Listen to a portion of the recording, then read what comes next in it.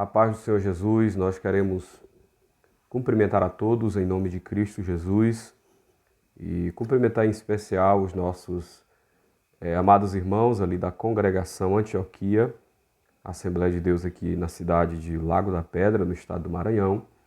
E queremos neste momento trazer uma palavra bíblica de reflexão para a vida de todos os nossos amados irmãos em Cristo Jesus. E convidá-los para lermos o que está escrito na carta que Paulo escreveu aos Efésios, capítulo 2, e os versículos 8 ao 10, e na sequência o capítulo 4 e os versículos 1 ao 3.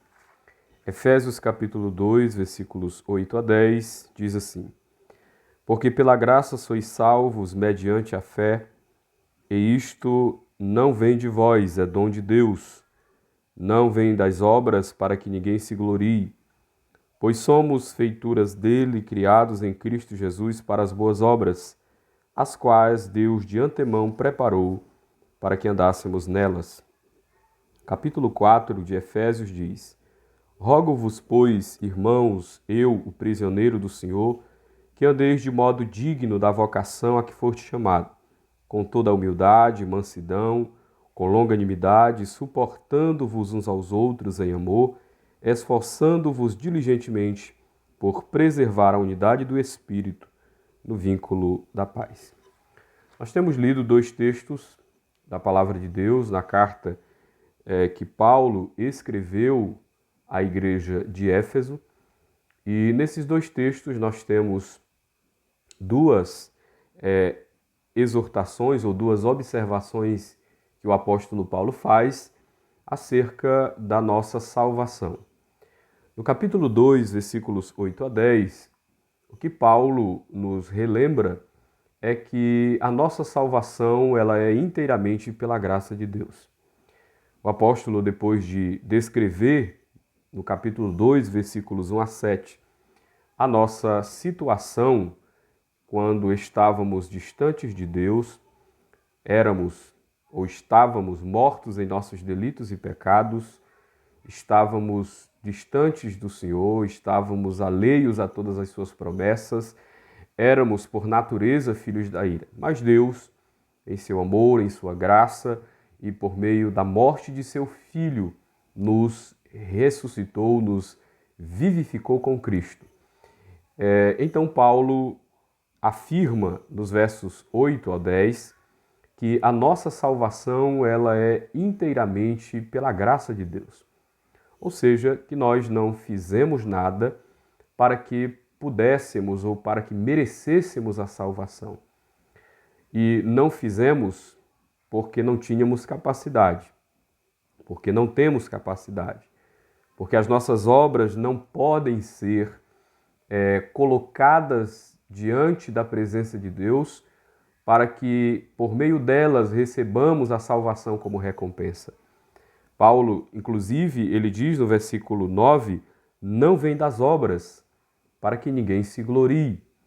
Ou seja, não há nada do que o homem tenha e faça que leve-o a merecer a salvação. A salvação ela é inteiramente pela graça de Deus.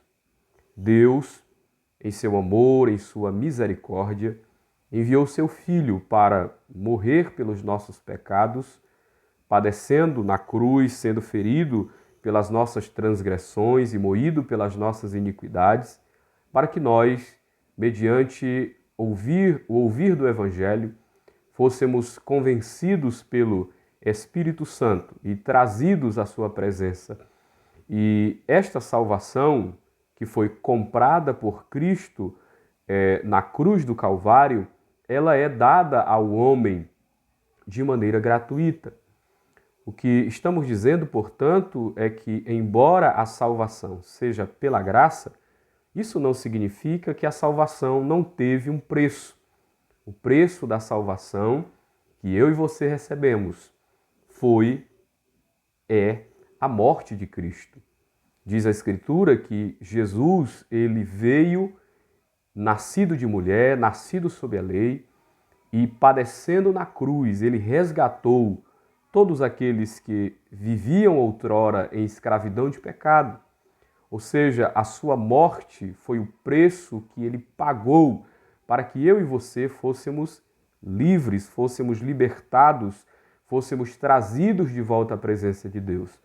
Esta salvação, portanto, que é pela graça de Deus, custou o preço da morte de Cristo, ou teve como preço a morte de nosso Senhor e Salvador Jesus Cristo. A salvação que é dada de graça, que é pela graça de Deus, não foi ou não é, portanto, barata. Ela custou um alto preço para Cristo. O outro apóstolo, não Paulo, mas o apóstolo Pedro, escrevendo a sua primeira carta, no capítulo 1, versos 18 a 20, ele diz que nós não fomos resgatados mediante prata ou ouro, mas pelo sangue de Cristo, como de um cordeiro puro e imaculado, o qual outrora havia sido conhecido, mas foi manifesto por amor a nós neste tempo.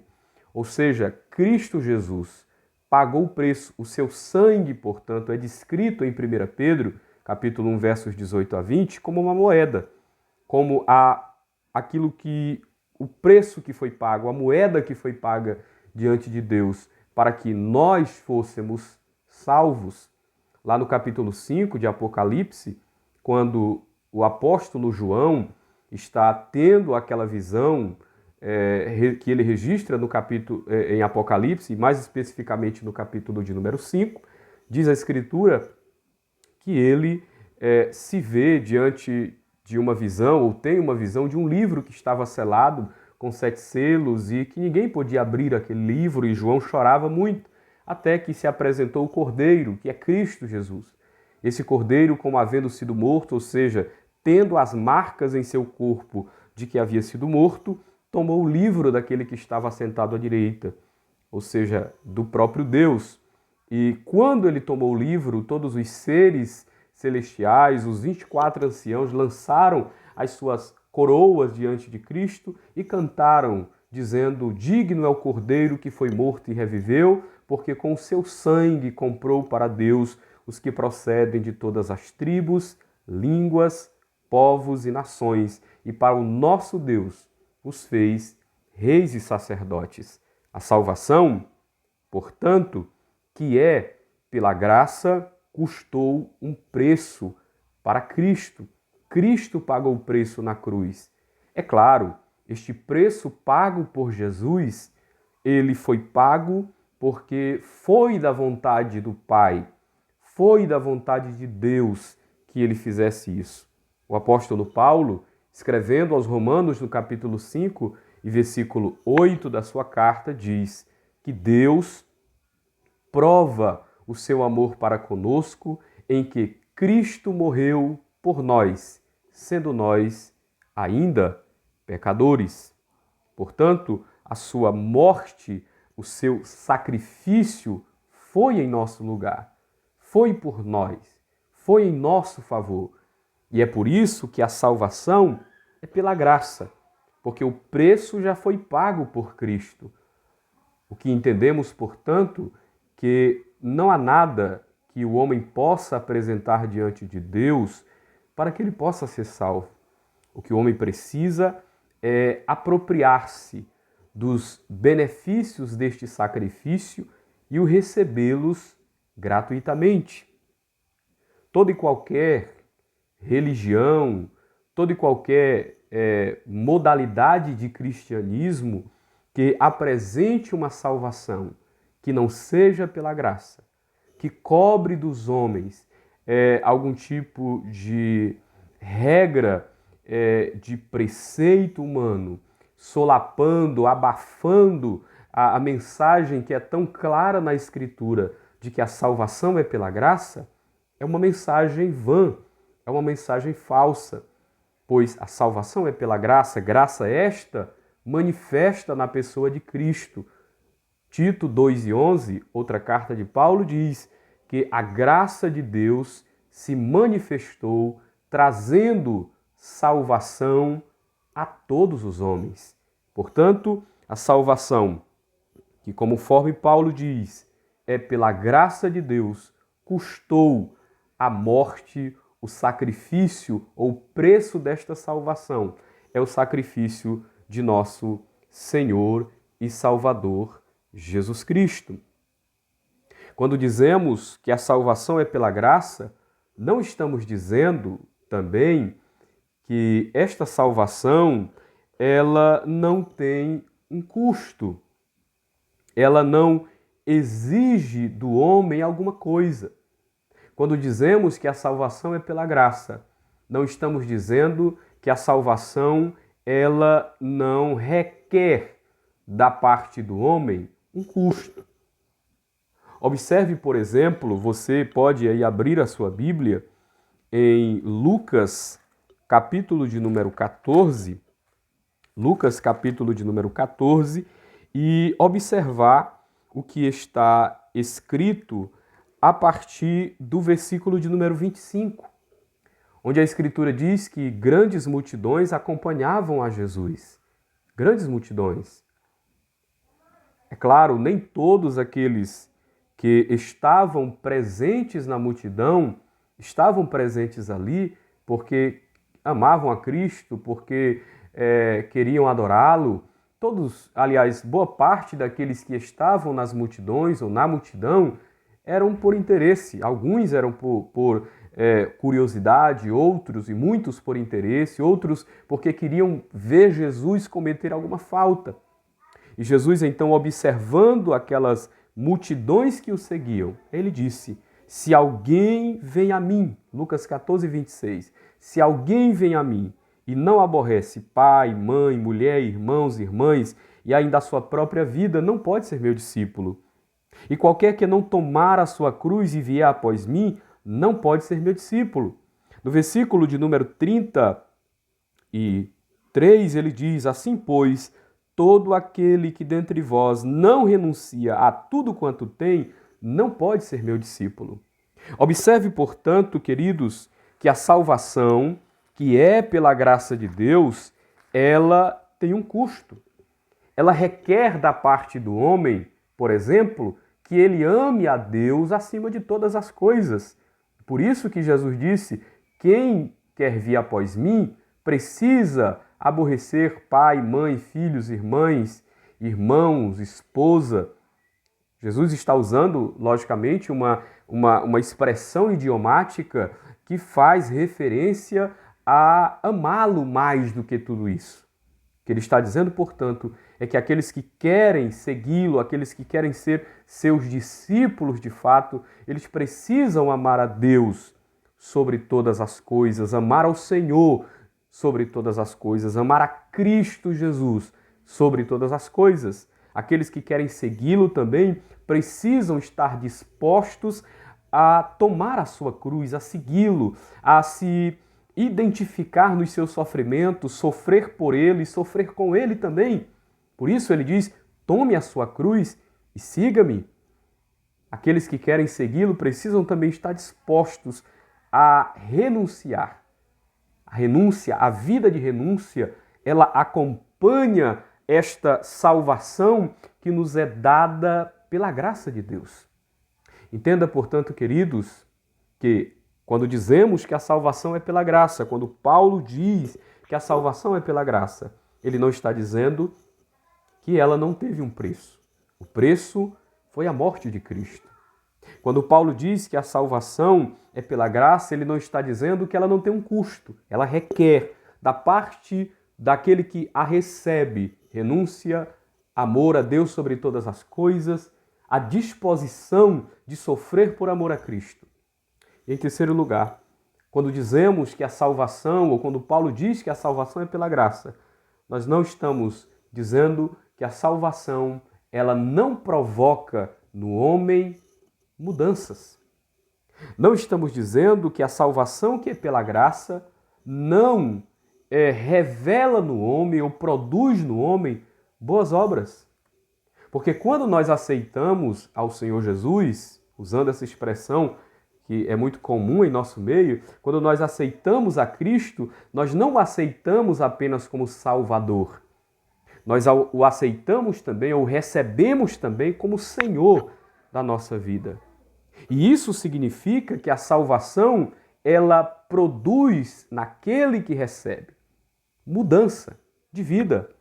É por isso que Paulo diz no verso 10, pois somos, Efésios 2:10, pois somos feitura dele, criados em Cristo Jesus, para as boas obras. Observe, portanto, que embora a salvação não seja pelas obras, mas a salvação, ela manifesta no salvo boas obras. Ou seja, a salvação, ela provoca, ela produz no salvo pela graça mudança de vida, um novo comportamento, uma nova maneira de proceder. Nós não acreditamos em um evangelho que não transforme. Nós não cremos, não pregamos e não professamos e não vivemos um evangelho que alcança o homem em seu espírito e alma, mas não provoca mudança na sua vida como um todo. O evangelho da graça de Deus, que traz a salvação ao homem gratuitamente, produz necessariamente no homem boas obras. É por isso que eu li também o capítulo 4. Porque no capítulo 4, o que Paulo faz, depois de tratar sobre a salvação pela graça, depois de tratar da revelação do mistério de Deus, manifesto em Cristo Jesus, de trazer os homens à salvação, ao conhecimento da salvação, aí Paulo então mostra no capítulo 4 que esta salvação, ela provoca no salvo mudança. Por isso ele começa no capítulo 4 dizendo: rogo-vos, pois eu, o prisioneiro no Senhor, que andeis de modo digno da vocação a que foste chamado. Ou seja, quando Paulo usa aqui a metáfora do andar, andeis, Paulo está falando de procedimento. Ou seja, o que Paulo está dizendo é, se somos salvos, comportemo-nos como crentes salvos. Se somos filhos de Deus, nos portemos como filhos de Deus. Nós temos uma vocação. A vocação que é dada a todos os crentes é a vocação perene, eterna, de um dia estar no céu, na presença de Deus. Não há maior vocação do que esta. Não há maior chamamento do que esse. Maior do que o chamado para ir ao campo missionário. Maior do que o chamado pastoral, ministerial. Maior do que qualquer outro chamado. Maior do que a manifestação dos dons do Espírito Santo, maior do que a pregação, maior do que tudo que você possa imaginar, que o crente possa fazer para o Senhor, maior do que todas as outras vocações, sejam ministeriais, sejam materiais, sejam espirituais, sejam seculares, maior do que qualquer vocação, a maior vocação do cristão é um dia estar na presença de Deus por todo sempre, para toda a eternidade. Por isso, Paulo diz, andeis de modo digno da vocação a que foste chamado. Ou seja, se fomos chamados, se recebemos esta vocação eterna de estarmos no céu um dia, na presença de Deus e para toda a eternidade, andemos como quem está indo para o céu. Imagine, por exemplo, se você encontrasse aí pelas ruas da cidade alguém vestido, por exemplo, de camisa regata, de short, de um calção pequeno, e você perguntasse para onde você está indo, e a pessoa dissesse, olha, eu estou indo comparecer perante o juiz dessa comarca ali no Fórum de Justiça. É claro que você não levaria a sério, ou então você trataria essa pessoa como louco, porque estava comparecendo de maneira indigna ou estava se portando de maneira indigna do lugar para onde a pessoa estava indo. Entende-se, portanto, ou entenda, portanto, que quando Paulo diz andeis de modo digno da vocação a que for te chamado, é que se você e eu, nós estamos caminhando, indo para o céu, aceitando esta vocação, nós precisamos viver de acordo com ela. E Paulo aqui ele dá algumas dicas de como é a conduta do cristão que foi alcançado pela graça de Deus, transformado pelo poder do Evangelho, que agora pratica boas obras e vive de acordo com a vocação com que ele foi chamado. Paulo, ele apresenta, por exemplo, algumas características. Ele diz no verso 2, com toda humildade. Uma das características daqueles que estão atendendo ou vivendo de acordo com esta vocação celestial é humildade. E o que é humildade, queridos? Humildade é o reconhecimento, primeiro, que nós dependemos absolutamente de Deus. Humildade é ser pobre de espírito, usando a linguagem de Jesus no sermão, em Mateus capítulo 5, em uma das bem-aventuranças. É depender de Deus inteiramente. É entender que não somos nada sem o Senhor, que em tudo dependemos dele e que também dependemos do nosso irmão. Nós o consideramos superior a nós, nós respeitamos, nós honramos aqueles que estão ao nosso lado, porque entendemos que dependemos de Deus primariamente e secundariamente dependemos também uns dos outros. Por isso, humildade. Verso 2, mansidão. O que é mansidão? É uma característica do cristão nascido de novo, daquele que foi transformado pelo Evangelho, de aceitar as afrontas sem revidar com violência, com palavrões, com revides, com perseguição. É alguém que entende que quem o julga e quem o defende é o Senhor. Outra característica, longanimidade. A capacidade de ser longânimo, de alongar-se, ou seja, alguém que tem uma paciência e que aguarda de fato o agir do Senhor e a transformação de Deus na vida das pessoas. Uma outra característica, verso 2, suportando-vos uns aos outros em amor. Em amor. Ou seja, Paulo está nos ensinando, queridos, que o amor cristão, ele leva a cada um de nós a suportar os outros, a entender as fraquezas, as suas limitações, até os seus deslizes e perdoá-los no amor de Cristo. Perceba, portanto, que esta salvação que nos é dada gratuitamente, ela transforma tudo que somos, nos faz andar em novidade de vida. E eu quero concluir com o que Paulo diz no verso 3, esforçando-vos diligentemente por preservar a unidade do Espírito no vínculo da paz. Verso 4, há somente um corpo e um Espírito. Por que Paulo fala do corpo? Porque Paulo está falando da igreja. A igreja aqui é usada, é apresentada na figura do corpo. Ou seja, Paulo está nos ensinando que aqueles que são salvos, aqueles que foram resgatados pela graça de Deus manifesta em Cristo Jesus, eles estão ligados ao corpo. Eles não são membros que foram amputados, eles estão ligados ao corpo, eles não são igreja sozinho, porque eles precisam dos outros, eles estão no corpo, entendendo que são membros deste corpo, tendo Cristo como a cabeça sobre todas as coisas. Que Deus te abençoe e que a graça de Deus traga a cada dia para a tua vida transformação.